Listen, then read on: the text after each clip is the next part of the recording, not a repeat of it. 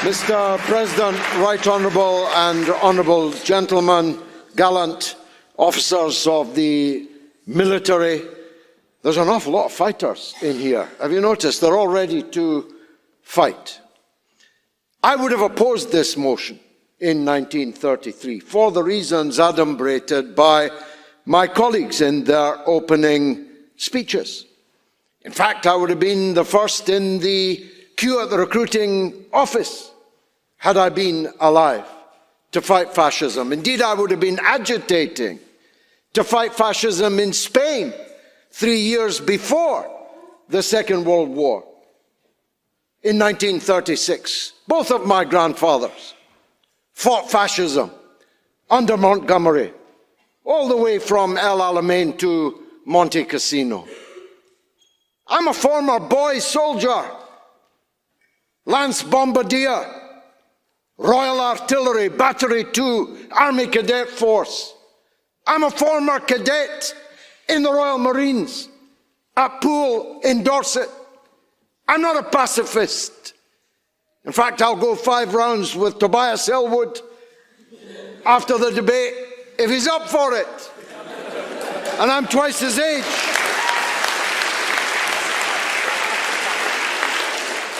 But the people on the other side arguing against this motion have already damned most of the wars that I came here to oppose. You even opposed the First World War, and the Afghan War, and the Iraq War. Tobias Ellwood tells us he opposed the Iraq War.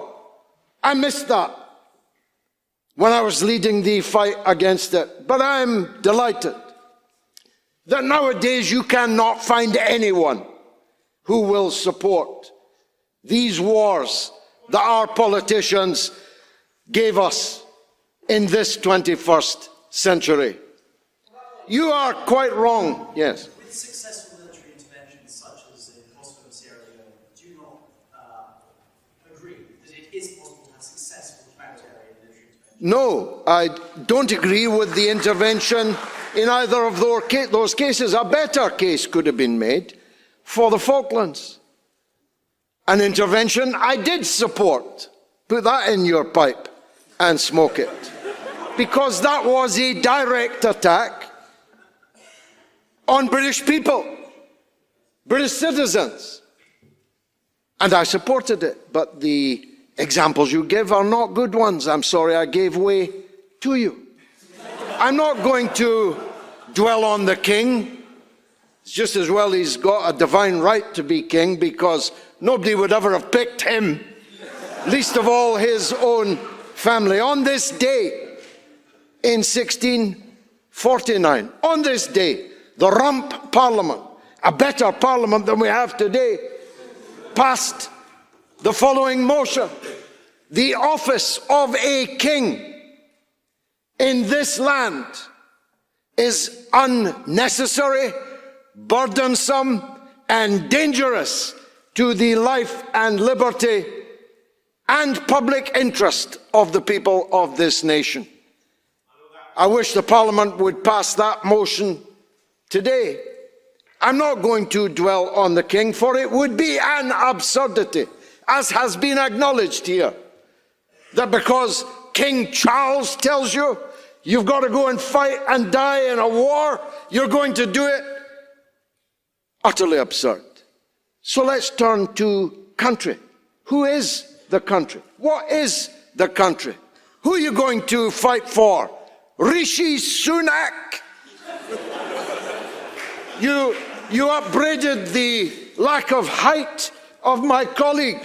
Have you seen Rishi Sunak? In fact, if you put Zelensky on Sunak's shoulders, you still wouldn't even get a Napoleon. These are small men. Are you really going to follow? Give them a blank check. Yes, I'll fight for you, Rishi Sunak. You only have to roll the name. Or his predecessor. What was her name? Liz Truss. Are you telling me that if Liz Truss said you had to go to war and die, you do it because she was the Prime Minister? Tony Blair. Tony Blair, yes, I knew you were an idiot from the sunglasses that you are wearing. Tony Blair, anyone? Tony Blair, anyone? Who caused the death of 1 million people and counting, who cascaded fanatic Islamist extremism around the world. You called them spores. The murder cult of ISIS, Al-Qaeda, the head-chopping throat cutters, the 1 million dead Iraqis, and you want to do it all again by signing a blank check to Tobias Ellwood? He told you, did you notice the word that the caveat that he slipped in for you?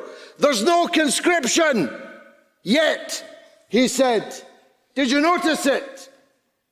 He was on television less than 2 weeks ago calling for martial law to be introduced in this country, in which case I saw your lips move on Sky News. I saw your lips move on Sky News. And if we had martial law, we wouldn't be having this debate. And it might not be long before you can take off your fur hat and put on a tin one and go off to fight and die on the question of whether Kupiansk is on one side of a line when it's been in 4 different countries in the last 100 years. You ready to die for that? Because I'm not. And I'm not ready, for sure, to give a blank check to politicians to command my loyalty. My loyalty is to God, to my religion. I believe in St. Thomas Aquinas' concept of the just war. I'll fight in a just war. If somebody attacks us, I'll fight them, getting on in years as I am. I'll tell my son to go and fight them, all of my sons, all of my daughters, for a just cause. But you're not fighting for a just cause if you sign up to the concept that you will fight for king and country, because that's an unqualified commitment that you are making. My colleague was mocked for pointing out that there are circumstances in which, what does that bell mean, by the way? Some people have spoken for 20 minutes.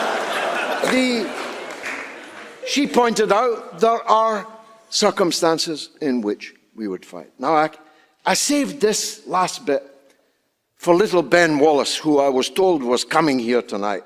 And frankly, he's the only reason I'm here and he didn't show up. You're going to fight with what? With what? You said I'd attack Tommy Atkins. I never have. I attack the donkeys that exploit the lives and limbs of the lions that they send into these wars. You will never hear me attack an individual British soldier. Far from it. I'm one of the volunteers of Jim Davidson's Care After Combat, looking after people that have been abandoned by the politicians that gaily sent them into war. Where is Tommy Atkins? He's on the streets with the homeless people. Where is Tommy Atkins? He's in the mental health hospital, damaged and abandoned by those that sent him into war. Where is Tommy Atkins? He's disproportionately in the prison system and not as a warder. Where is Tommy Atkins? He's disproportionately hooked on drugs. He's in Piccadilly Gardens in Manchester. I've picked him up myself, hooked on fentanyl and all these new opioids. That's what Tommy Atkins ends up doing in Tory Britain.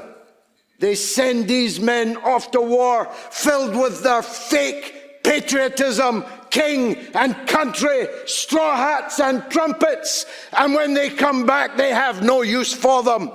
They leave them to rot on the streets without houses, jobs, futures, hope. So don't come here and wave your flags at me. Don't come here and sound the tinny brass trumpet of your patriotism. Yes, we will fight for the working people of this country. Yes, we will fight for the good things about our way of life. By the way, when did you fall out of love with using armed force to take territory? We control 25% of the entire world's surface and ruled 1/3 of the people of the world under our flag. All of it taken by armed conquest.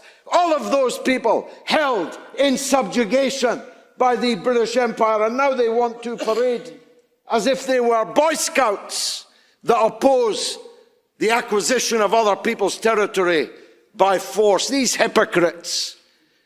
Robert Burns, my national poet, put it this way in an ode on the occasion of a national thanksgiving. Ye hypocrites, are these your pranks, to murder men and gie God thanks? Halt, desist, go nae further. God'll no accept your thanks for murder. I move.